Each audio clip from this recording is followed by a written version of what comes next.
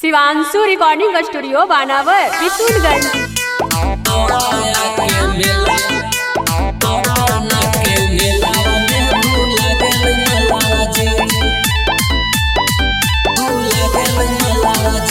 Mix by Manish Arya. Pandit ji तनी करादा पुकारवा जी। पंडित जी तनी करादा पुकारवा जी। मखदुमपुर के मेलावा में भूला गेलै मलावा जी। इस्लामपुर के मेलावा में भूला गेलै मलावा जी।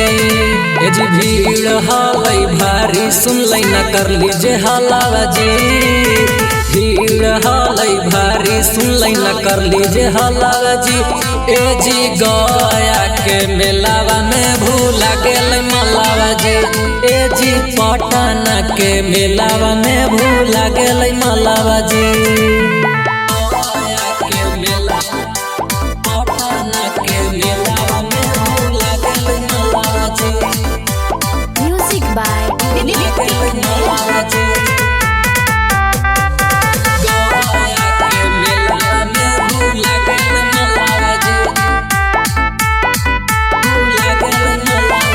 जाई के करा दा बाबा माइक से लौसमेंट।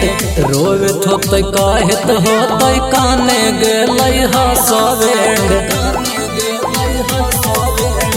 जाई के करा दा बाबा माइक से लौसमेंट।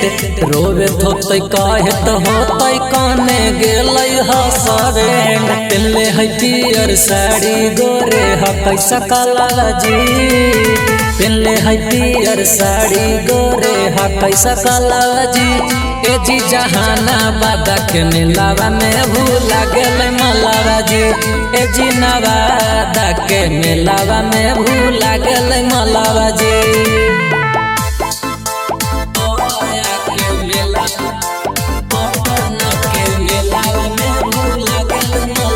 म्यूजिक बाय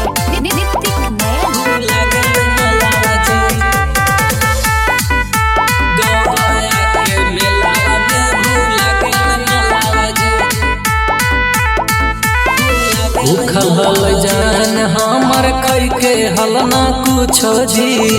गया कहाँ पता नहीं हमर कोई तो पूछो जी।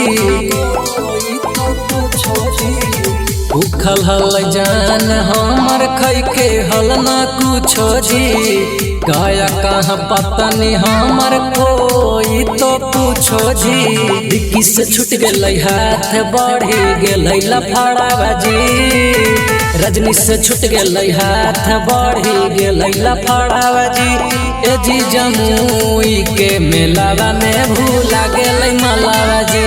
ए जी नालंदा के मेलावा में भूला गेलै मलावा जी। शिवांशु रिकॉर्डिंग स्टूडियो बानावर किशुनगंज।